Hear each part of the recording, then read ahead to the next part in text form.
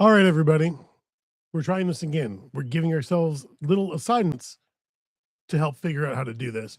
Tonight, we're going to try something different. I'm going to flip to a bunch of photos. We're just going to cull photos today. I think it's kind of fun for me just to walk and talk and to play with all the equipment. Now, I think I'm probably a little thumbnail down here. Hello, little thumbnail. What I would like to do though just walk you through my pile of game photos from a couple of my games from Friday. It was cold. We had a lot of cancellations. I'm sorry, our games on Thursday because it was going to be cold on Friday. A lot of things got moved. We, excuse me, we kind of have to pivot as quickly as possible to keep up with the changing schedules. So we did that. I had a number of places I could go. I tried to, I always try to get the most bang for my buck. I had a situation where I could go to Boston and Wisconsin Dells for a couple of double headers. I thought 4 games was going to be pretty good. I ended up with 3. Anyways, we're going to walk through. I'm just going to walk through the culling of the Dells girls game. So you guys are going to see all of the bad images. I probably got rid of maybe about 10 or 12 already, but basically I walk into the Dells, I walk up the stairs and you have the cool vantage point from overhead. And I love working with that. I think that makes going to the Dells a lot of fun. I'm excited to have the opportunity now at Brookwood because Brookwood has the new gym with kind of a nice overhead look. You don't get a lot of places that have kind of a walking track or some sort of way to get up and over the action. I remember going down to Clark University College, whatever it is now. They have a walking track that goes around their main gym floor, and so when I would cover the turbo stuff, that was number one of the closer conference games, and so it was an easy road trip for me to go on. But it was just kind of a cool vantage point to be up and over the games. Um, I tried to take advantage of it on Thursday. Remember, it was Thursday. But I also had to be aware it was a 20-point spread by the time I got there. I figured there might be a chance I don't get to see starters play that long. So you have to kind of position yourself in a way to see some of the main event kids if you can help it. And I don't get a chance to go down to the Dells that much, so I had to tried to make the best of it. Anyways, so what am I looking for here? Number one, I'm looking for composition, and here's a good one of coach where we've got 2 frames of coach. Quite honestly, we only need 1. Yes, we have a couple frames there. We only need 1, so I'm going to choose 1 there. Some areas we end up with we're trying to photograph something and the things don't go right. End up out of focus. The autofocus grabs something else that you don't expect, that I don't expect. This is actually a situation again. It's another coach photo. He's pretty close to the figure in the foreground, but I'm going to leave it because I think there could be a place for it. We try to shoot we try to shoot games in like a 360 sort of way. I call it shooting in 360, meaning that we're going to shoot both teams. We're going to try to shoot all action as if we don't really care who wins. I think that's the best way to put it. I think that for us as kind of in terms of some of the news coverage that we try to do, the news-esque footage we try to do, coverage we try to do, we don't want to just be a homer. Yes, we always have certain games that we shoot a certain way, and that's simply because we are connected to certain teams a little bit more. Last year, state basketball, yes, very much more connected with the CFC boys that won state. So we shot their game really, really hard. We should. That thing's never gonna, that type of a situation is not gonna happen every day. It might not ever happen again. So when you have the opportunity to shoot them hard. But this is a game where I'm trying to shoot both coaches, both players, or all players. Sometimes the officials, but you just try to you try to present or you try to leave the game with the ability to present the game in the round, all 360 angles of that. 360 degrees, 360 angles. What am I talking about? Anyways, again, this is our experiment. We're learning how to try to walk and talk and chew gum here. So I'm sure in 5 or 10 years, I'm going to look at this content and be like, oh, that was terrible. Anyways, we have a lot of just, you're going to see a lot of hands in front of faces. Guess what?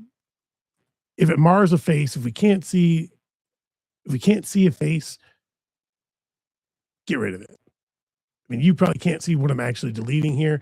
There's a lot of stuff I'm getting rid of simply because here we can't see our main figure. Here we've got half of a face obscured. The leg positioning is different or difficult or not necessarily the best. And I'm kind of a stickler when it comes to body positioning. You can tell when a body is in an upward motion, moving forward, or if it's in that especially in running, you can see where they have stepped and everything droops. It looks it looks bad in a lot of cases. So I try to be pretty picky about my running and my action and my feet, where my feet are, and how my hips, my knees, all of those things. How do they set in the photograph? So, anyways, I had fun at this game. I wish it was a closer game, but the Dells girls are pretty good. I don't think we're going to get a lot of close contests out of them. So you kind of take what you get. Adams is having a decent year. I think they're one of the stronger teams in that league. Um, I thought it was a good time for me to show up. I don't get a chance to get over to Adams very often, so it's kind of nice just to see different teams, if nothing else, to see different teams. I'm going to pause here because we kind of have a whole series where I'm shooting wide, and I'm shooting wide because the Dells has a situation with this mat that drops down that just creates this nice baby blue wall. It's so clean. You don't have it's not marred by paint. It's not marred by other figures. It's really just the figures on the court. You don't have banners, you don't have other gobbledygook. So to try to shoot this, my intent was to see the word Chiefs and to try to get all 10 players with balanced throughout the frame. I think we did an okay job. I think some of these obviously are better than others, and this last one here is probably the best attempt. That's just being aware of your surroundings. That's being aware, trying to be aware of what your facilities can give you. Not every facility has nice clean backgrounds. Some places are extremely dark. Some have a lot of just junk on the walls. How can you find something that's clean? And when you do, what do you do with it? Um, Again, for me, when I'm on the job, I need to I try to be aware of everything happening from every angle. When it comes to basketball, if somebody hits a 3-point shot, I try to pivot to the bench, especially if it's a big game, because the bench reacts and they react pretty well. I think it's always kind of fun to show the emotional side. I think that's what separates. To me, it makes perfect sense and it's easy. But I've had other people tell me, even this year, "Hey, I don't really shoot the emotional stuff, and your stuff really kind of moves me here or there because you're trying to tell emotional stories." To me, that's just storytelling 101. Sometimes I get it, sometimes I don't. Sometimes I just see it, and maybe it is this. I just see it so often, it's automatic, and it doesn't hit me the same way. That also, however, that also allows me to be pretty, oh, what's the word for it? Objective, because I'm not getting attached to that moment. I'm not upset if I miss that moment because it'll happen again. Remember when I talked about trying to shoot both teams? I've had situations in the past where I get a little too focused on one team or the other. I buy into certain rivalries, and that was a really tough thing for me early on because whenever my high school played, I gave them more love, and it showed in the work that I did. Or I got nervous for the ball game, and it showed in the work that I did because I didn't shoot as comfortably. I shot tight. I was more concerned with watching the game or paying attention to who was scoring and how they were scoring than I was just getting the shot. I see that a lot, I think, with parents who try to shoot from the stands. They're not actually watching the game. Oh, look, it looks like we are done with this game.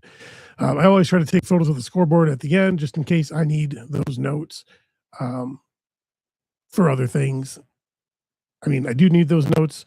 Sometimes those notes are readily available and sometimes they're not. Anyways, that was me going through my Dells and Adams Friendship girls game. I'm going to stop our stream here. I'm going to stop sharing my screen. We're going to go back to here again. We're trying to see how all the buttons work. If we do really well with this culling segment, maybe this is an easy way for me to cull, talk about some things that happened in a game or the games that I was at, and then produce content. If we can come up with a cool name for it, I'd like that very much.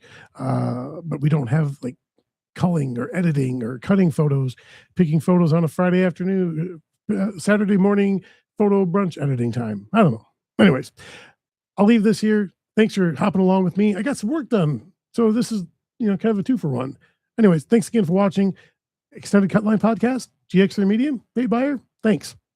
Like, subscribe, share. We're going to keep trying this thing and we're going to keep failing. I hope for failure. Thanks, everybody. See you the next time.